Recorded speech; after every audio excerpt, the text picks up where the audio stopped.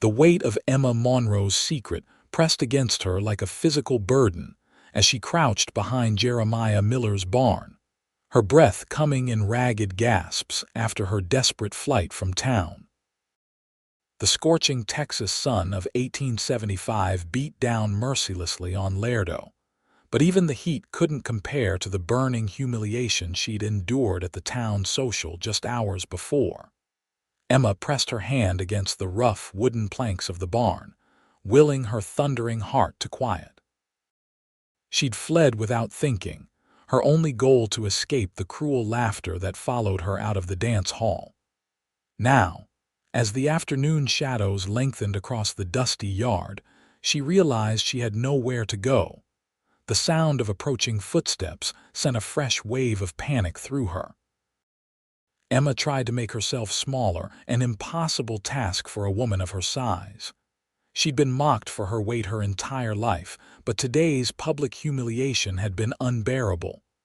"Hello, is someone back there?" The voice was deep, unfamiliar. Emma remained silent, hoping whoever it was would simply walk away.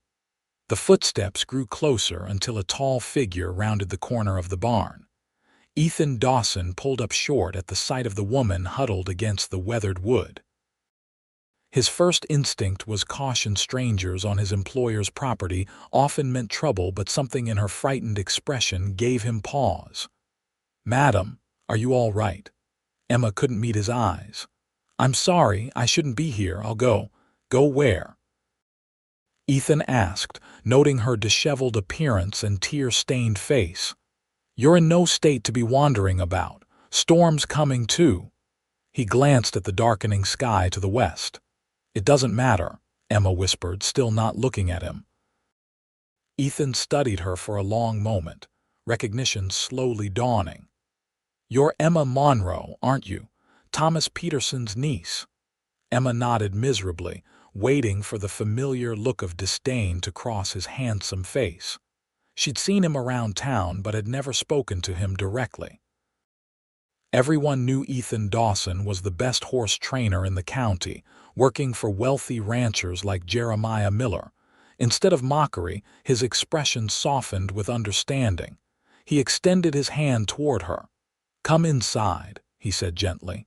"You're home." Emma stared at him in confusion. "This isn't my home." "No, but you need a safe place right now, and that's what home is supposed to be."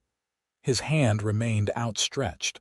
"Please, the bunkhouse is empty except for me. You can rest there until the storm passes." A distant rumble of thunder punctuated his words. Emma hesitated, then reluctantly took his hand, allowing him to help her to her feet. The simple kindness of his gesture nearly undid her composure again. Ethan led her across the yard toward a modest cabin set apart from the main house. "Mr. Miller's away on business, and I'm watching the place. No one will bother you here." Once inside, Emma stood awkwardly in the center of the simple one-room dwelling while Ethan busied himself lighting a lantern and stoking the small stove. "Sit down, please," he said, gesturing to a chair. "Are you hungry?" Before she could answer, her stomach growled loudly, bringing a flush of embarrassment to her cheeks. She hadn't eaten since breakfast, having been too nervous about the social to manage lunch. Ethan's mouth quirked in a small smile. "I'll take that as a yes. I've got some stew from yesterday. Not fancy, but it'll fill your belly." As he moved about the small space, warming the food and setting out a plate for her, Emma watched him with growing curiosity. His movements were efficient, his manner straightforward but kind. Nothing like the crude mockery she'd come to expect from most men. "Why are you helping me?" she finally asked as he placed a steaming bowl before her. Ethan sat down across from her with his own portion. "Do I need a reason to help someone in distress?" "Most people would say yes, especially when it comes to me," Emma said bitterly. "Then most people have forgotten what it means to be decent." He met her gaze directly. "Eat your food, Miss Monroe. We can talk after if you've a mind to." The stew was simple but hearty, with chunks of beef and vegetables that Ethan had clearly prepared himself. Emma ate slowly at first, then with increasing hunger as her body reminded her how long it had been since her last meal. Outside, the storm finally broke, rain lashing against the windows as lightning illuminated the growing darkness. Emma flinched at a particularly loud crack of thunder. "Storms make me uneasy too," Ethan said conversationally. "My pa was struck by lightning when I was 8, survived it but never was quite the same after." "I'm sorry," Emma said, surprised by his candor. Ethan shrugged. "It was a long time ago. He passed 5 years back. Heart gave out. Left me the family farm in Kansas, but there wasn't much to it by then. Came south looking for work, ended up here. My uncle brought me to Laredo after my parents died of influenza in '69, Emma offered hesitantly. He's been good to me, but living with Thomas Peterson wouldn't be easy for anyone, Ethan finished for her. Emma's eyes widened. You know my uncle. Everyone knows the good Reverend, Ethan said, his tone carefully neutral. He's got strong opinions about how folks should live their lives. Yes, Emma whispered, dropping her gaze to her empty bowl. Yes, he does. Is that why you were hiding behind the barn? Something to do with your uncle? Emma's fingers twisted nervously in her lap. No, yes, not directly. She took a deep breath. There was a social today. I shouldn't have gone, but my friend Harriet insisted, said I couldn't spend my whole life hiding away. Sound advice, Ethan commented. Perhaps for some, not for me. Emma's voice grew bitter again. I was sitting there, minding my own business when Matthew Carson came over. He asked me to dance, and I thought perhaps he was being sincere. Ethan's expression darkened. Carson's a mean-spirited fool. Yes, well, I didn't realize until too late that it was all a cruel joke. His friends were laughing, and then he said. Emma's voice broke. He said he'd bet them $5 that he could get the fattest girl in Laredo to think he fancied her. Ethan's hand tightened on his spoon until his knuckles whitened. That wasn't your fault. It doesn't matter whose fault it was. Everyone was laughing. I ran out and I just kept running until I couldn't anymore. That's when I found myself behind your barn. She looked up at him, her eyes bright with unshed tears. I've made a complete fool of myself, haven't I? No, Miss Monroe. Carson and his friends are the fools. And they'll answer for it, one way or another. Something in his tone made Emma look at him more closely. Please don't do anything rash on my account. It would only make things worse. Ethan set his bowl aside. There are ways to handle men like Carson that don't involve fists. Though I won't pretend I'm not tempted. The rain continued to drum against the roof as they fell into silence. Emma felt strangely comfortable in this man's presence, despite having just met him properly. There was something solid about Ethan Dawson, a quiet strength that didn't need to announce itself. What will you do now? He finally asked. Emma sighed. Go home, I suppose, face my uncle's disappointment. He's probably already heard what happened. You could stay here tonight, Ethan offered. The storm's bad and it's getting late. I can take the floor, you can have the bed. In the morning I'll ride with you to town. That's very kind, but I couldn't impose. It's no imposition. Besides, what kind of man would I be if I sent you out in this weather? Emma hesitated, torn between propriety and the unexpected comfort she'd found in Ethan's company. My reputation will be perfectly intact, Ethan assured her. I'll speak to your uncle myself if need be. Before Emma could respond, a particularly violent gust of wind rattled the windows, followed by an ominous crack from outside. Ethan was on his feet immediately, peering through the rain-streaked glass. Damn, he muttered. Lightning's hit one of the old cottonwoods. I need to check the horses.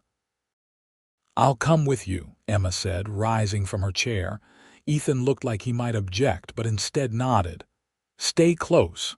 It's treacherous out there." The moment they stepped outside, the full force of the storm hit them.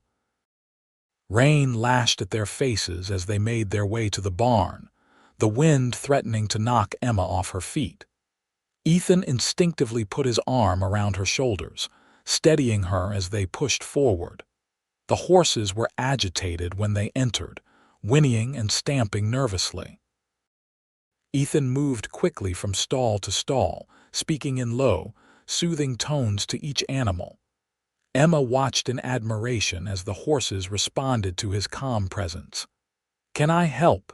she asked over the sound of rain hammering on the barn roof.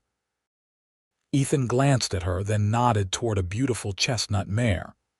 "Daisy there could use some comforting.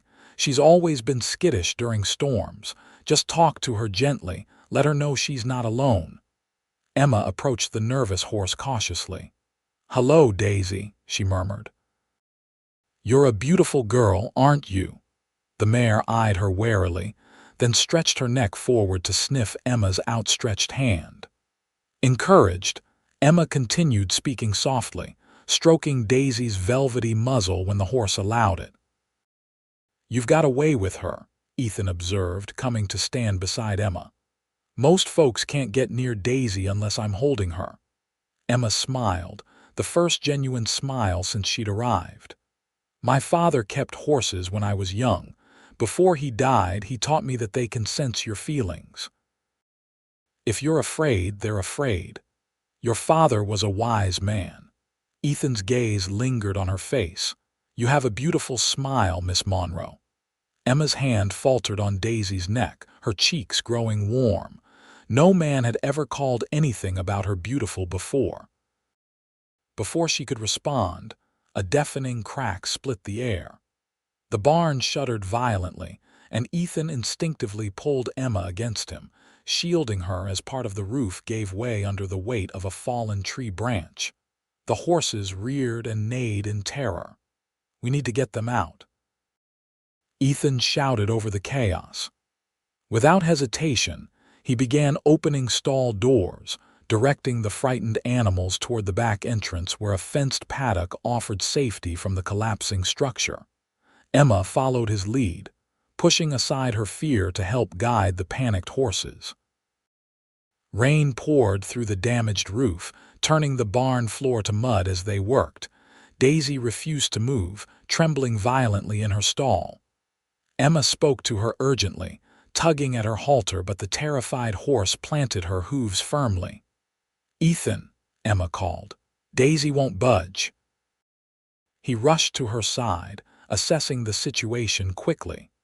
Another section of roof groaned ominously above them. "We need to cover her eyes," Ethan said, already removing his bandana. "It's the only way she'll move when she's this scared."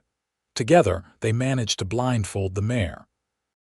With gentle but insistent pressure, they finally coaxed her forward, leading her out just as more of the roof collapsed behind them. Safe in the paddock, drenched to the skin and breathing hard, they counted the horses. All 7 had made it out unharmed.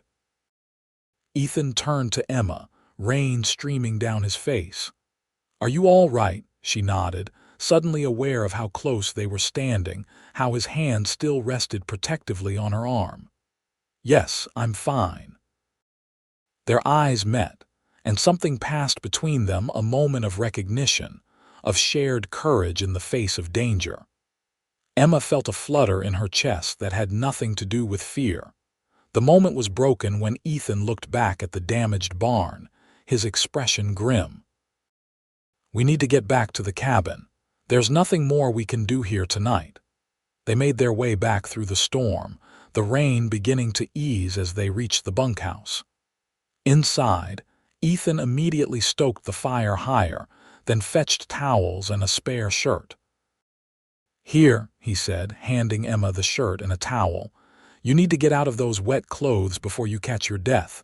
I'll step outside while you change." "But you're soaked too," Emma protested. "I'll manage." He gave her a reassuring smile. "Call out when you're decent." True to his word, Ethan waited outside until Emma had changed into his shirt, which hung like a tent on her frame but was blessedly dry. When he returned, she noticed he'd removed his own sodden shirt but had draped a blanket around his shoulders for modesty's sake. "Better?" he asked, adding more wood to the fire. Emma nodded, suddenly shy. "Thank you for everything." Ethan waved away her thanks. "You helped save those horses. I'd say we're even." He ran a hand through his damp hair. "You've got grit, Miss Monroe." Most city women would have fainted dead away at the first sign of trouble. "I'm hardly a city woman," Emma replied. "And please call me Emma. After tonight, Miss Monroe seems overly formal." "Emma, then." He smiled, and she couldn't help but notice how the firelight played across the strong lines of his face. "And I'm Ethan, not Mr. Dawson, which no one calls me anyway." They settled near the fire, the shared emergency having bridged some of the awkwardness between them. Ethan made coffee, its rich aroma filling the small cabin as the storm gradually subsided outside. "May I ask you something, Emma?" Ethan said after they'd been sitting in comfortable silence for a while. She nodded, cradling her coffee cup between her palms. "Why do you let them hurt you so much?" "People like Carson and his friends." Emma stared into her cup, considering his question. "I don't know how not to," she finally admitted. "All my life I've been judged for my size. My uncle says it's a moral failing, that gluttony is a sin, and my body is evidence of my weak character." Ethan's jaw tightened. "Your uncle is wrong."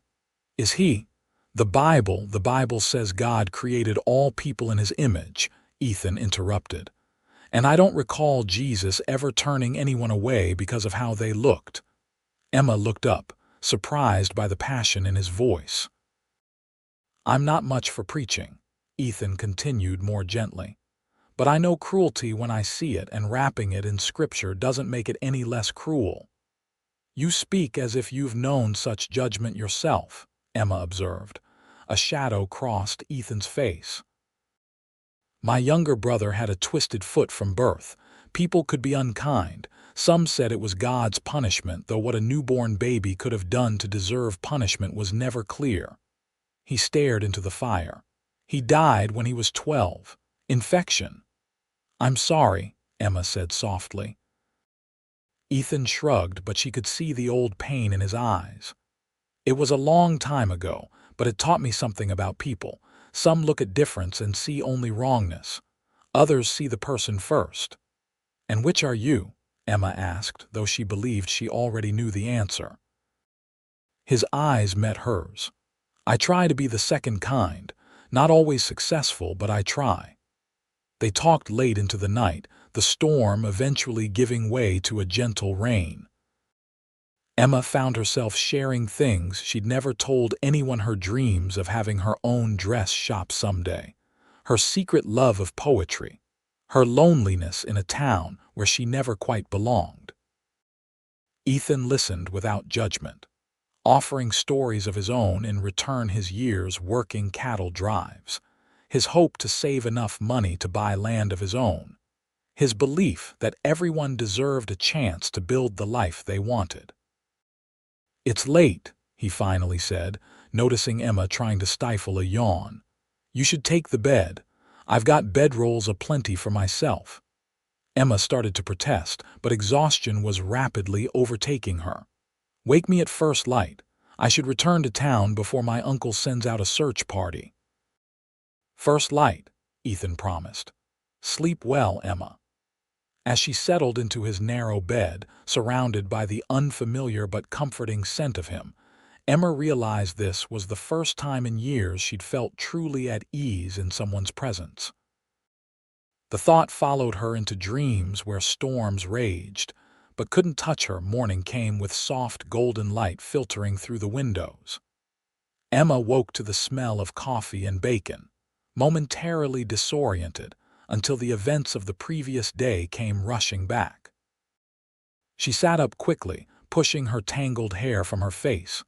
Ethan stood at the small stove, his back to her as he tended to breakfast. He'd already dressed for the day in clean clothes, his hair still damp from washing.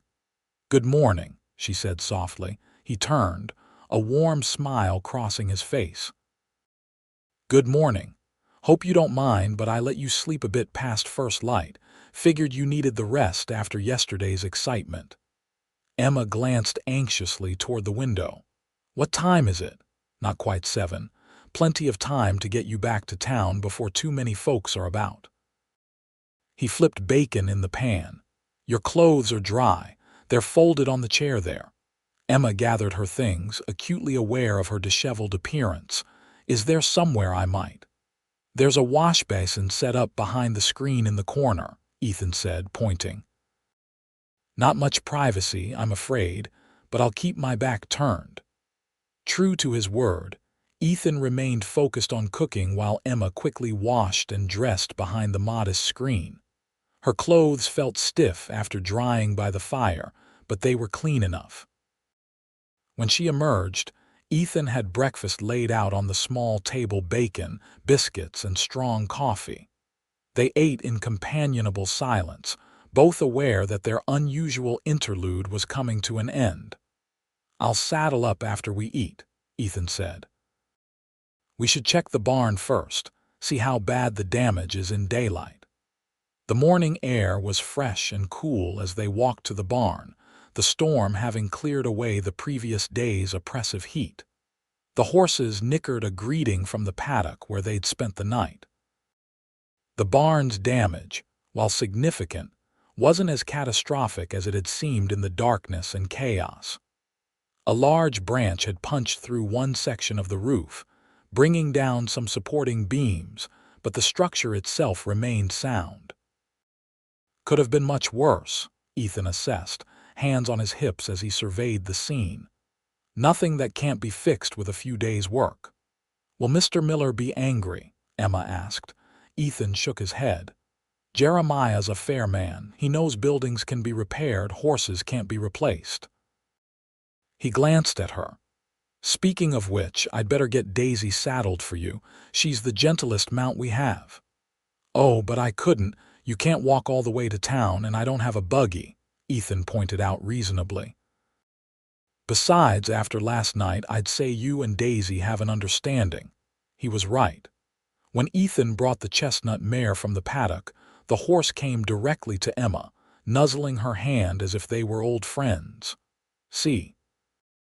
She remembers who helped her through the storm," Ethan said, adjusting the saddle. "Hold her while I get Thunder ready." Soon they were mounted and heading toward town, following the road that wound through stands of mesquite and across open rangeland. Emma rode side saddle as propriety demanded, though she'd always found it less comfortable than astride. "You sit a horse well," Ethan observed. "My father insisted I learn properly," Emma replied. "My mother thought it unladylike, but Papa said any daughter of his would know how to ride, shoot, and calculate figures. A man ahead of his time." "Yes, he was." Emma's voice softened with memory. "He would have liked you, I think." They rode in silence for a while, the town of Lerdo gradually coming into view in the distance. Emma felt a growing reluctance with each passing mile.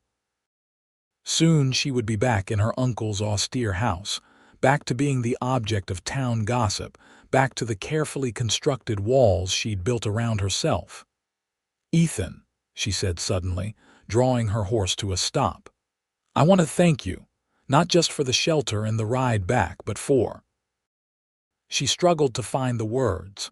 "For seeing me, the real me, not just what others choose to see," he finished for her, his expression gentle. She nodded, emotion threatening to overcome her. "Emma." Ethan guided his horse closer to hers. "What happened yesterday at the social, it shouldn't have happened to anyone, but especially not to someone like you. Someone like me.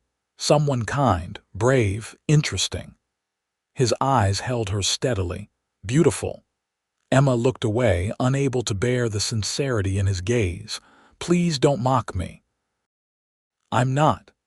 Ethan's voice was soft but firm. "I've never been one for pretty lies, Emma. When I say something, I mean it. Before she could respond, the sound of approaching hoofbeats drew their attention. A rider was coming toward them at a gallop, and as he drew closer, Emma recognized her uncle's foreman, Samuel Walsh. "Miss Monroe," Samuel called out, reining in his horse beside them. "Thank the Lord you're safe. The Reverend's had the whole town out searching since yesterday." Emma felt a flush of shame at the trouble she'd caused. "I'm fine, Mr. Walsh. I got caught in the storm and Mr. Dawson here was kind enough to offer shelter at the Miller Ranch." Samuel's gaze shifted to Ethan, his expression cooling noticeably. "Dawson. Walsh." Ethan's tone was equally chilly. Emma glanced between them, sensing an undercurrent of tension. "You know each other. We've crossed paths," Samuel said dismissively. "I'll escort you the rest of the way, Miss Monroe. Your uncle is beside himself with worry." "That's not necessary," Ethan interjected. "I've already promised to see Miss Monroe safely home." Samuel's jaw tightened. "The Reverend wouldn't approve of his niece riding into town with someone of your reputation." "And what reputation would that be?" Ethan asked, his voice dangerously quiet. Emma intervened quickly. "Mr. Walsh, please tell my uncle I'm perfectly safe and will be home shortly. Mr. Dawson saved me from the storm last night and is simply ensuring I return safely." Samuel looked like he might object further, but something in Emma's firm tone gave him pause. "As you wish, Miss Monroe. I'll ride ahead and inform the Reverend." With a last suspicious glance at Ethan, he turned his horse and galloped toward town. "What was that about?" Emma asked once Samuel was out of earshot. "What did he mean about your reputation?" Ethan sighed, running a hand through his hair.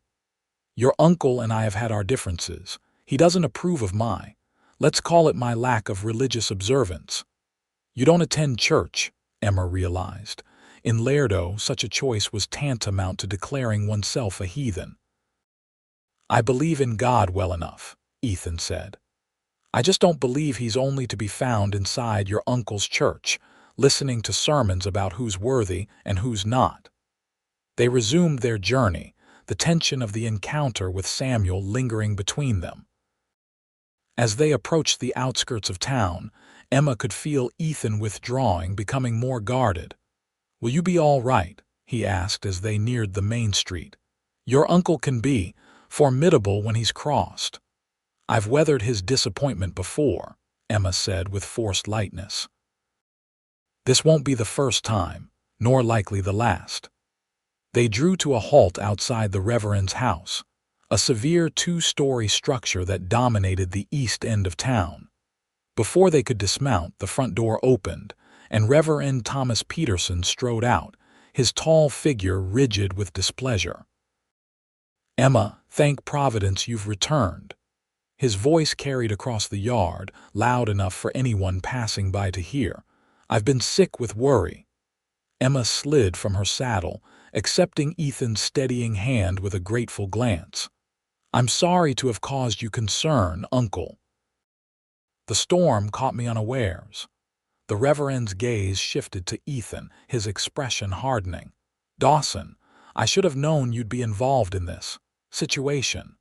Ethan straightened, meeting the older man's gaze without flinching. "Your niece needed shelter from the storm, Reverend." "Nothing more to it than that." "Indeed." The single word dripped with skepticism. "Emma, go inside. Mrs. Crenshaw has prepared a bath for you." "Uncle, Mr. Dawson deserves our thanks, not our suspicion," Emma protested. "He acted with perfect propriety and likely saved me from serious harm in the storm." "Inside, Emma," the Reverend repeated, his tone brooking no argument. "We will discuss this matter privately." Emma looked helplessly at Ethan, torn between obedience to her uncle and the desire to defend the man who had shown her such unexpected kindness. "It's all right," Ethan said quietly. "Go on. I'm glad you're home safe." She wanted to say more, to thank him again, to somehow acknowledge that their brief time together had meant something to her, but her uncle's disapproving presence made such words impossible. "Goodbye, Mr. Dawson," she said formally. "Thank you for your assistance." With a last glance at Ethan's face, Emma turned and walked toward the house, her steps heavy with regret. "A word, Dawson," she heard her uncle say behind her. "Man to man." Emma paused at the door, looking back. Ethan had dismounted and stood facing her uncle, his posture relaxed but alert, like a man preparing for confrontation while hoping to avoid it. "Inside, Emma," the Reverend said sharply, without turning to look at her. With reluctance, she obeyed, closing the door behind her but moving immediately to the parlor window where she could see the two men in the yard. Her uncle was speaking, his finger jabbing the air for emphasis. Emma couldn't hear his words, but his stern expression told her enough. To his credit, Ethan stood his ground, neither argumentative nor intimidated. After several minutes, her uncle turned abruptly and strode back toward the house.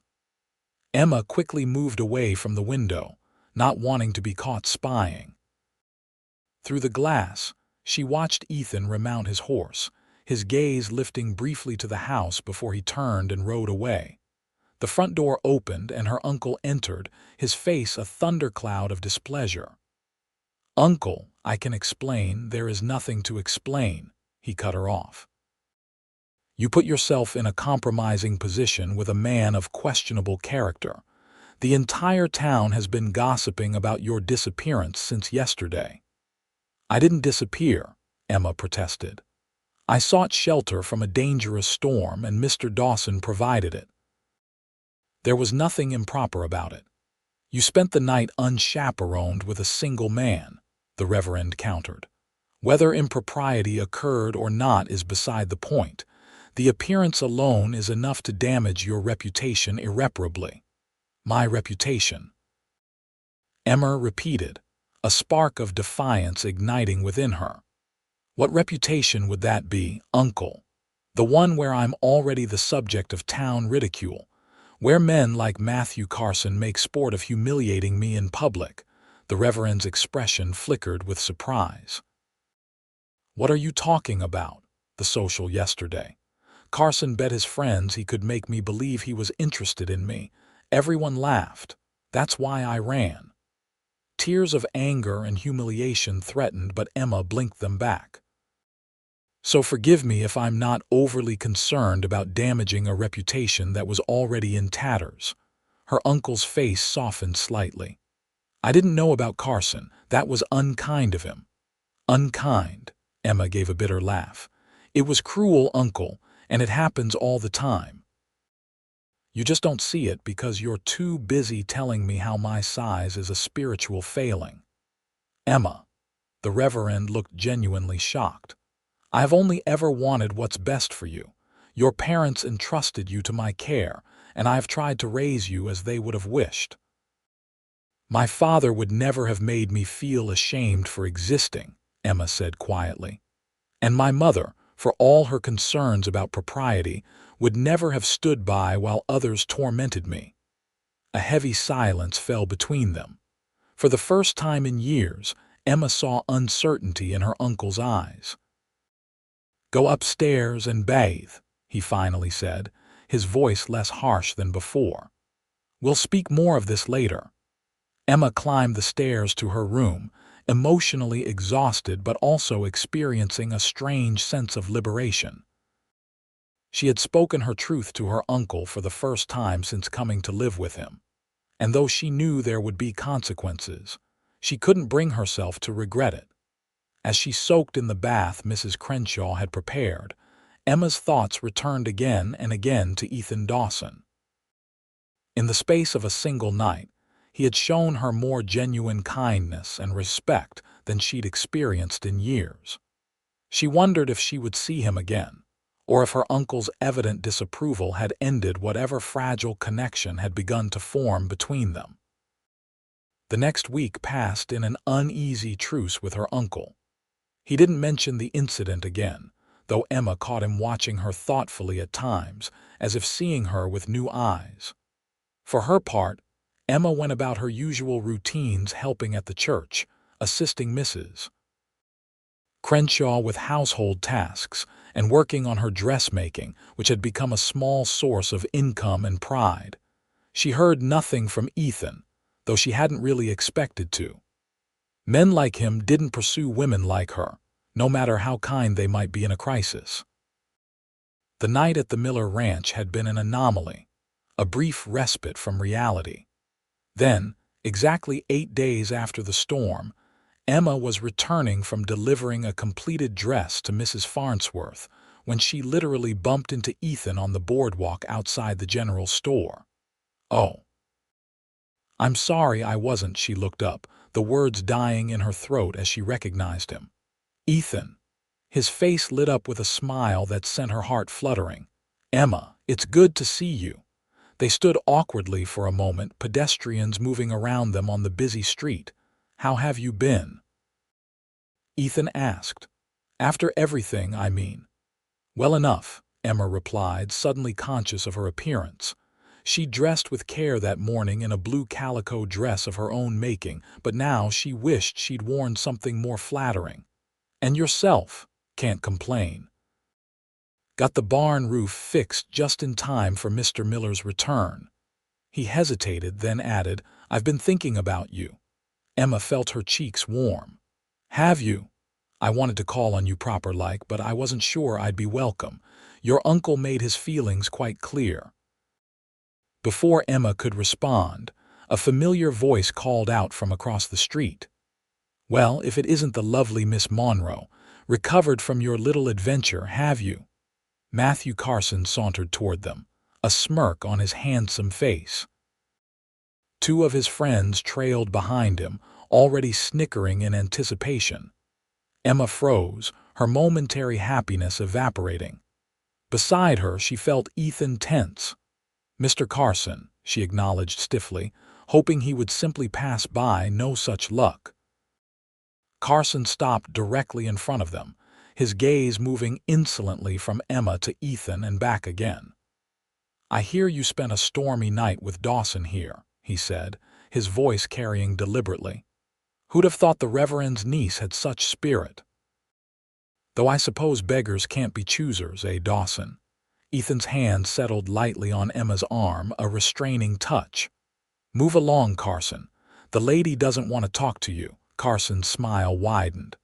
"Lady, that's generous of you, but then, you always did have unusual tastes." He turned to his friends. "Remember our bet at the social, boys? Seems I lost unfairly. The fair Emma here was already spoken for." Emma felt the sting of his words like physical blows, but to her surprise, the familiar shame was tempered now by anger. "Your wager was pathetic, Mr. Carson." "As is this display." Carson's expression hardened. "Listen to her. The cow has found her voice." It happened so fast Emma barely registered the movement. One moment Carson was sneering at her, the next he was on the ground, blood streaming from his nose as Ethan stood over him, fist still clenched. "Get up," Ethan said, his voice deadly quiet. Carson scrambled backward, his bravado gone. "You're crazy. I'll have the sheriff on you for this." "Go ahead." Ethan took a step forward. "But first, you're going to apologize to Miss Monroe, properly." Carson's friends helped him to his feet, but neither moved to intervene. Ethan's reputation as a fighter was apparently well known. "I'm not apologizing to her," Carson spat, holding a handkerchief to his bleeding nose. "Then we have a problem," Ethan replied calmly, "because I'm not letting you walk away until you do." A small crowd had gathered, drawn by the commotion. Emma stood rigid with mortification, yet also touched by Ethan's fierce defense. "Ethan, please," she said softly. "He's not worth it." Ethan's eyes never left Carson's face. "No, he's not, but you are." Something in his tone, the absolute conviction behind his words, silenced Emma's objections. She watched as understanding slowly dawned on Carson's face. This wasn't just about a momentary insult. Ethan was genuinely angry on her behalf. "Fine," Carson muttered, dabbing at his nose. "I apologize, Miss Monroe, for my ungentlemanly remarks." "And for the wager at the social," Ethan prompted. Carson's face flushed with humiliation. "And for the incident at the social, good." Ethan stepped back, his posture relaxing slightly. "Now get out of my sight." Carson and his friends retreated quickly, the crowd parting to let them pass. As they dispersed, Emma became aware of the many eyes on her and Ethan, the whispers already spreading. "You didn't have to do that," she said quietly. Ethan turned to her, his expression softening. "Yes, I did." He glanced around at the remaining onlookers. "May I walk you home?" Emma nodded, too overwhelmed to speak. They set off side by side, aware of the curious stares following them but neither willing to acknowledge them. "I'm sorry if I embarrassed you," Ethan said after they'd walked a block in silence. "I know a public scene was the last thing you wanted." "It wasn't that," Emma replied. "I'm not used to anyone defending me, that's all." Ethan's brow furrowed. "That's a damn shame, if you'll pardon my language." They walked a few more paces before Emma gathered her courage to ask, "Did you mean what you said about me being worth it? Every word?" Ethan stopped, turning to face her fully. "Emma, I know we barely know each other and I'm probably going about this all wrong, but I haven't been able to stop thinking about you since that night at the ranch." Emma stared at him, hardly daring to believe what she was hearing. "Why? Why?" Ethan repeated, looking genuinely confused by the question. "Why me?" Emma clarified, her voice barely above a whisper. "You could have any woman in Laredo. Why would you think twice about someone like me?" Understanding dawned in Ethan's eyes, followed by a mixture of sadness and determination. "Someone like you," he echoed. "You mean someone intelligent, brave, kind-hearted. Someone who helps save horses in a storm and stands up to bullies like Carson. Someone whose smile lights up her whole face when she lets it." Emma felt tears gathering.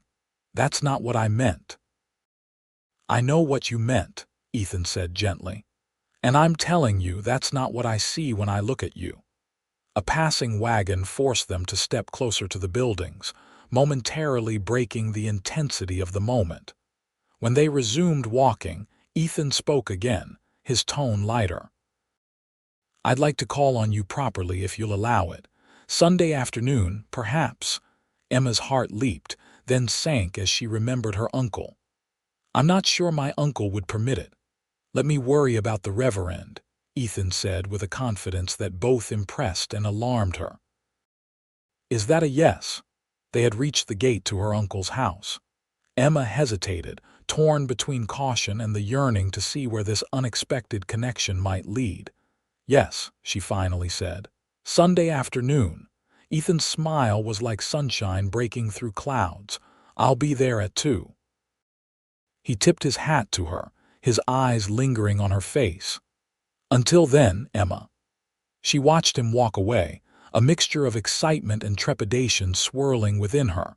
Whatever came next, she realized, would change her life in Laredo forever. Sunday arrived with painful slowness. Emma spent the morning at church beside her uncle, acutely aware of the whispers and stares that followed her. The incident with Carson had spread through town like wildfire, growing more dramatic with each telling. By now, half of Laredo believed Ethan had nearly killed the man in her defense. Her uncle had been surprisingly restrained when she'd told him about Ethan's planned visit. He'd asked a few pointed questions about Ethan's intentions, then simply nodded and said, "I will be present, of course." Now, as they walked home from the service, he finally addressed the subject directly. "Dawson spoke to me yesterday," he said, his tone carefully neutral. Emma nearly stumbled in surprise. "He did?" "Yes. He came to the church while you were at Mrs. Farnsworth's for your final fitting." The Reverend adjusted his hat against the midday sun. "He asked my permission to court you."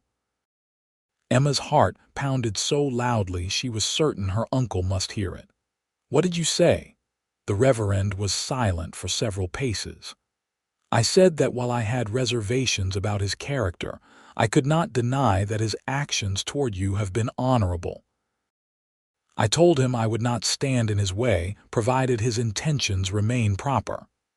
"Thank you, Uncle," Emma said quietly, deeply touched by this unexpected support. Her uncle looked at her directly for perhaps the first time in years. "You've changed, Emma. Since that night of the storm, there's a strength in you I hadn't noticed before." "It was always there," Emma replied. "I just didn't know how to show it." The Reverend nodded thoughtfully. "Perhaps I have been too harsh in my judgment of you, and perhaps in my judgment of Dawson as well." He cleared his throat. "Your father would want you to be happy. I haven't always remembered that as I should have." They reached the house in companionable silence, a new understanding forming between them. Emma hurried upstairs to change from her Sunday best into a simpler dress for the afternoon visit, her mind whirling with possibilities. At precisely 2 o'clock, Ethan arrived. Emma watched from her window as he approached the house, dressed in clean clothes with his hair neatly combed. He carried a small bouquet of wildflowers and looked uncharacteristically nervous. Mrs. Crenshaw showed him into the parlor where the Reverend waited. Emma gave them a few minutes alone before descending the stairs, her heart in her throat. The scene that greeted her was surreal in its normalcy, her uncle and Ethan engaged in what appeared to be civil conversation, cups of tea untouched on the table between them. Both men rose as she entered. Ethan's face brightened visibly, his smile warming her from across the room. "Miss Monroe," he said formally, extending the wildflowers. "These reminded me of you." "Thank you, Mr. Dawson," she replied with equal formality, though she couldn't suppress her own smile. "They're beautiful, Mrs." Crenshaw appeared with a vase for the flowers, and once they were arranged, the Reverend excused himself to his study, though he left the door conspicuously open. "I thought we might take a walk," Ethan suggested, "if that would be agreeable to you and your uncle." The Reverend nodded from his desk. "No further than the town square and back before supper." Outside in the afternoon sunshine, Emma felt a weight lift from her shoulders. Ethan offered his arm and she took it, feeling the solid strength of him beside her. "Your uncle and I have reached an understanding," Ethan said as they strolled toward the center of town. "So he told me," Emma replied. "I'm still in shock, to be honest. He's never approved of any gentleman caller before." Ethan's mouth quirked in a half-smile. "I wouldn't go so far as to say he approves, but he's willing to give me a chance, which is more than I expected." They walked in comfortable silence for a while, nodding to passers-by. Emma was acutely aware of the curious glances they attracted, but for once she didn't mind. Let them stare. Let them wonder why Ethan Dawson had chosen her company. "I have something to tell you," Ethan said as they reached the town square. They sat on a bench beneath a spreading oak tree, a respectable distance between them. "Mr. Miller has offered me a partnership in his ranch." Emma's eyes widened. "Ethan, that's wonderful," he nodded, looking pleased but also contemplative. "It's a good opportunity. Miller's getting older, has no sons. Says he's been watching me work these past 2 years and likes what he sees. He'll put up the land and stock. I'll contribute my savings and sweat equity." "You'll accept, of course. I'm considering it." Ethan turned slightly to face her. "But there's something else I need to consider too, something more important." The intensity in his gaze made Emma's breath catch. "What's that, my future? Who I want to share it with?" He took a deep breath. "Emma, I know this is forward of me. We've only just begun to know each other. But I feel something for you I've never felt before, and I hope you might feel something too." Emma's heart hammered against her ribs. "I do," she whispered. Ethan's face lit with relief and joy. "Then I'd like to court you properly, to see if what we both feel could grow into something lasting." "I'd like that very much," Emma replied, her voice steadier than she would have thought possible given the emotions swirling within her. Ethan reached for her hand, covering it gently with his own. "I don't want to rush you. We can take all the time you need to be certain." Emma looked down at their joined hands, marveling at how right it felt. "I've spent my whole life being judged for what people see on the outside," she said softly. "You're the first person in a very long time who's bothered to look deeper." "Then everyone else is a fool," Ethan said simply. In that moment, with the late afternoon sun filtering through the oak leaves above them and the warmth of Ethan's hand on hers, Emma allowed herself to believe that perhaps her life in Laredo was about to change in ways she'd never dared to hope for. The courtship of Emma Monroe and Ethan Dawson became the talk of Laredo over the following weeks. Every Sunday after church, Ethan would arrive at the Reverend's house to escort Emma on a walk or to sit with her in the parlor. Twice, he took her to dinner at the hotel restaurant, an unprecedented luxury that set tongues wagging throughout the town. For Emma, it was a time of discovery not just about Ethan but about herself. With each passing day, she found herself standing taller, speaking more confidently, caring less about the whispers that followed her. Ethan's unwavering respect and admiration acted as a shield against the cruelty she'd endured for so long. "You're blooming," Harriet Winters told her one afternoon as they worked together on a quilt for the church bazaar. "Like one of those desert flowers that only needs a little rain to show its true colors." Emma smiled, threading her needle with practiced ease. "I feel different," she admitted. "Lighter somehow, even though I haven't lost an ounce." "It's not about ounces," Harriet said wisely. "It's about carrying yourself like you deserve to take up space in the world." She glanced around the empty church hall to ensure they were alone. "Is it serious with Mr. Dawson?" A warm flush spread across Emma's cheeks. "I think it might be. He's accepted Mr. Miller's partnership offer. He'll be staying in Laredo permanently." "And the Reverend? Has he reconciled himself to having Ethan Dawson as a potential nephew-in-law?" "Surprisingly, yes," Emma replied. "They still have their differences, but Uncle Thomas has come to respect Ethan, I think. He sees how Ethan treats me." What Emma didn't share, even with her closest friend, were the more intimate moments of her courtship, the way Ethan looked at her when they were alone, as if she were the most precious thing he'd ever beheld. The gentle touch of his hand against her cheek, the first time he'd asked permission to kiss her. The feeling of his lips on hers, tender and reverent. 3 months into their courtship, Ethan invited Emma to visit the Miller Ranch, now partially his. The Reverend, in a further sign of his evolving attitude, permitted the visit with only Mrs. Crenshaw as chaperone. The ranch had transformed since Emma had last seen it on that stormy night. The barn stood repaired and freshly painted, the paddocks expanded to accommodate new stock. A small house stood apart from the main ranch house, Ethan's new home as junior partner. "It's not much," Ethan said as he showed her around the modest 2-room structure. "But it's mine. First real home I've had since leaving Kansas." "It's wonderful," Emma said sincerely, admiring the solid craftsmanship and simple furnishings. Mrs. Crenshaw discreetly occupied herself in conversation with Mr. Miller on the front porch, allowing Emma and Ethan a moment of privacy inside. "I've been thinking," Ethan said, taking her hands in his, "about the future, our future." Emma's heart skipped. "Have you? This place, it needs a woman's touch. It needs you, Emma." He gazed into her eyes, his own filled with unwavering certainty. "I love you. I think I've loved you since that night you helped me save the horses in the storm.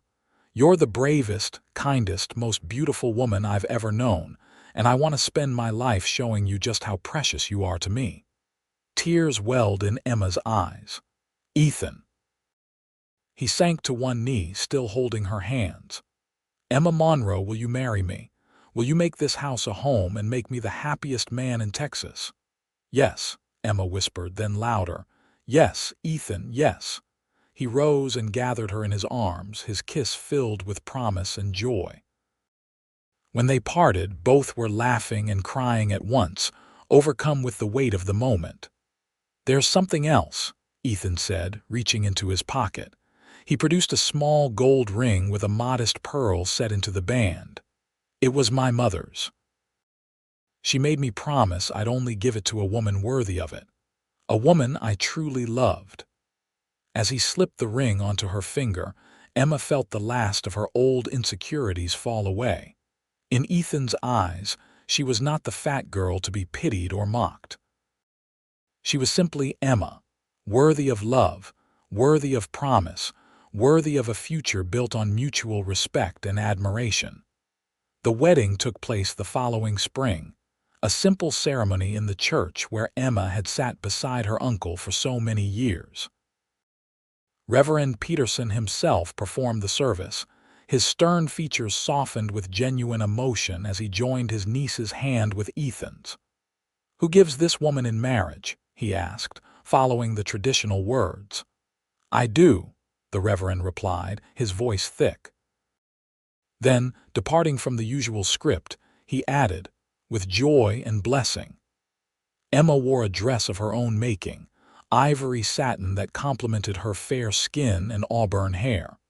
She designed it to flatter her full figure rather than disguise it, a testament to her newfound confidence. Ethan, resplendent in a new suit, couldn't take his eyes off her. As they spoke their vows, his voice rang clear with conviction, his gaze never leaving hers. "I, Ethan James Dawson, take thee, Emma Louise Monroe, to be my lawful wedded wife, to have and to hold from this day forward, for better, for worse, for richer, for poorer, in sickness and in health, to love and to cherish, till death us do part." When it came time for Emma to speak her own vows, she felt a moment of unreality that this man, this good and honorable man, had chosen her above all others. But as she gazed into Ethan's loving eyes, the words came easily, filled with all the emotion of her heart. The townspeople of Lerdo turned out in force for the celebration that followed, curiosity mingling with genuine goodwill. Even Matthew Carson, his nose still slightly crooked from Ethan's punch, offered awkward congratulations. "You look beautiful, Miss Monroe, Mrs.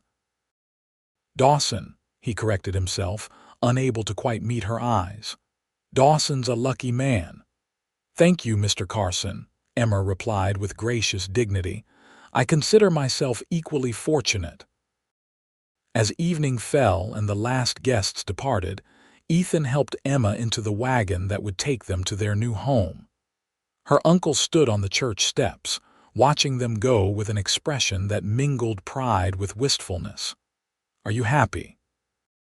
Ethan asked as they drove through the gathering dusk, his arm secure around her shoulders.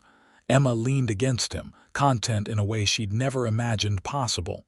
"More than I can say." "Good." He pressed a kiss to her temple. "Because I plan to spend the rest of my life making sure you stay that way." The small house on the Miller Ranch welcomed them with lamplight glowing in the windows. Emma paused on the threshold, suddenly shy at the thought of what was to come. Ethan sensed her nervousness and gently lifted her into his arms. "Welcome home, Mrs. Dawson," he said softly, carrying her across the threshold. Inside, the house had been transformed. Fresh flowers stood in vases on every surface, the bed was turned down with clean linens, and a simple supper waited on the table. "Mrs. Crenshaw's work," Ethan explained, setting Emma carefully on her feet. "She came out this morning to prepare everything." Emma turned slowly, taking in the space that was now truly hers, their home, their beginning.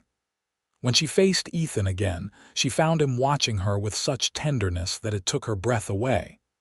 "Come here," he said, opening his arms to her.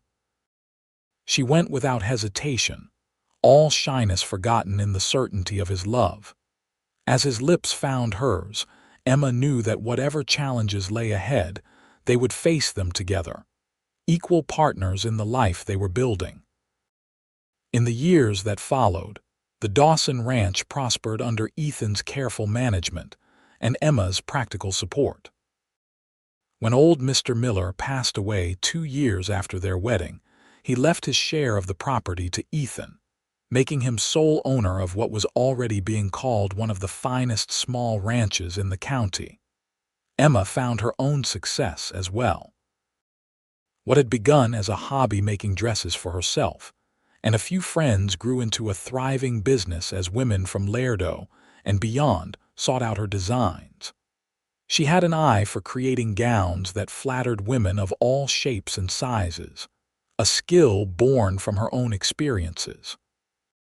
"You found your calling," Ethan observed one evening as she worked late into the night on a wedding dress for the banker's daughter. "Just as I found mine with the horses."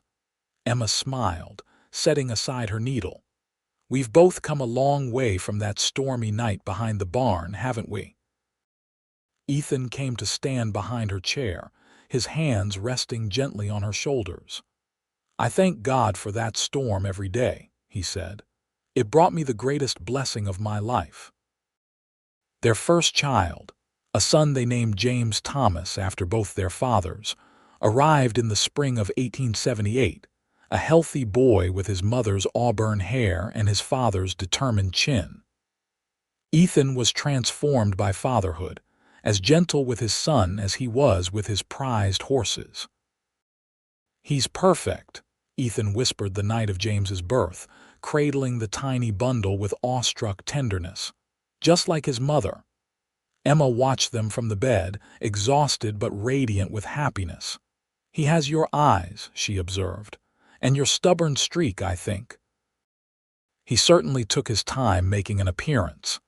Ethan laughed softly. "That's my boy, doing things in his own time, his own way."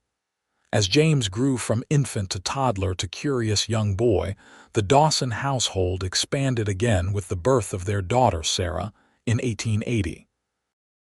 Where James was all energy and motion, Sarah was thoughtful and observant, watching the world with serious eyes before deciding whether to engage with it. "She reminds me of you," Ethan told Emma one evening as they sat on the porch, watching their children play in the yard. "She sees more than she says." Emma leaned against his shoulder, contentment washing over her. "I was never that confident, even as a child.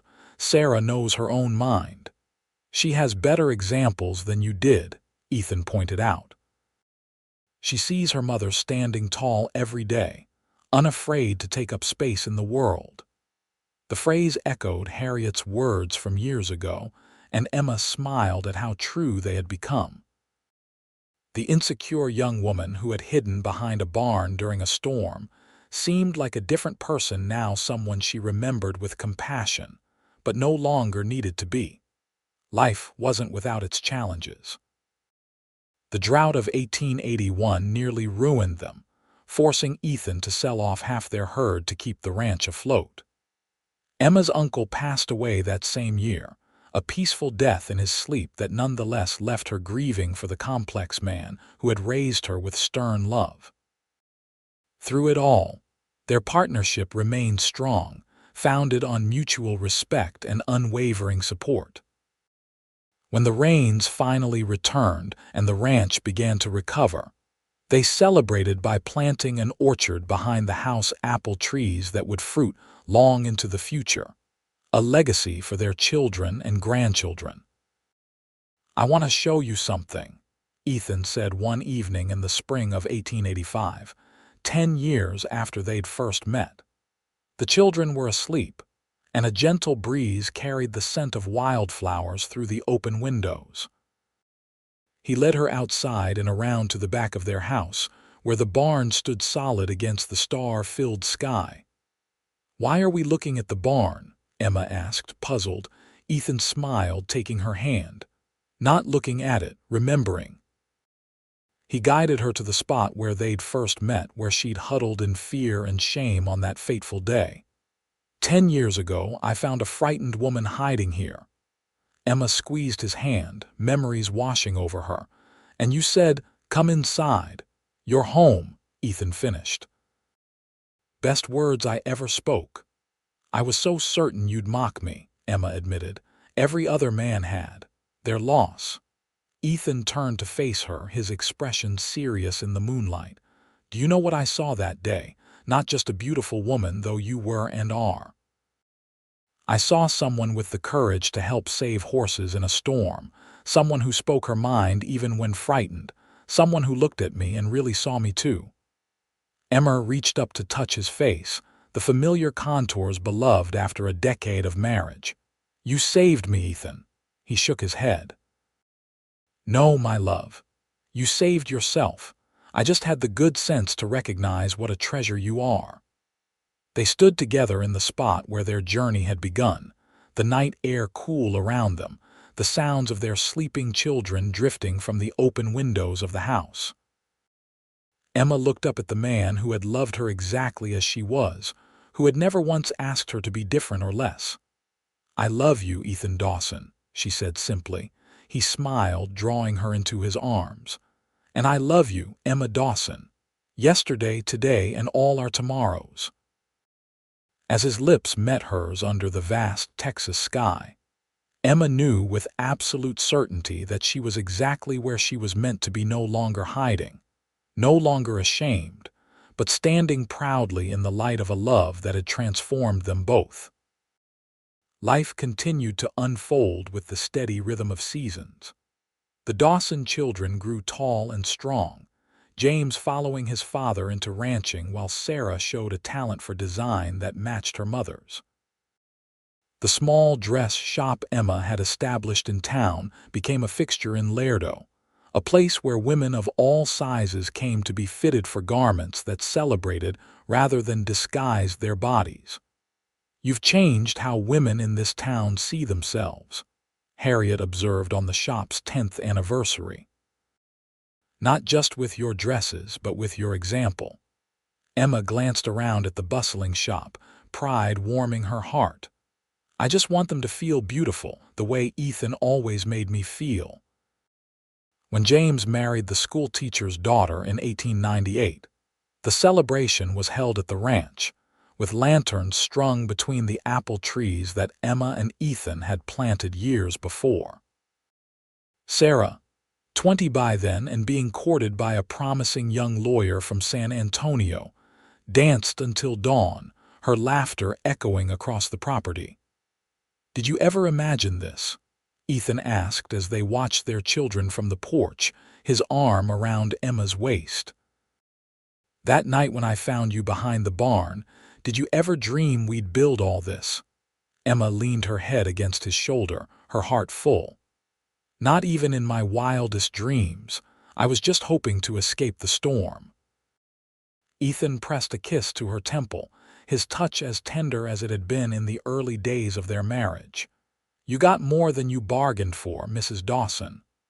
So did you, Mr. Dawson, she replied with a smile. So did you. As the years passed and their hair grew silver, Emma and Ethan remained inseparable. They weathered the changing times together, the new century with its automobiles and telephones, the Great War that took young men from Laredo, including their own grandson, the gradual transformation of the town they'd known into something larger and less personal. Through it all, they returned again and again to the place where their story had begun, the barn that still stood behind their house, rebuilt and expanded over the decades, but always containing the essence of that stormy night in 1875. It's still the best decision I ever made, Ethan would say, asking you to come inside. And Emma, even as age bent her back and slowed her steps, would smile the same radiant smile that had first captured his heart. And I'm still home, she would reply, always home with you.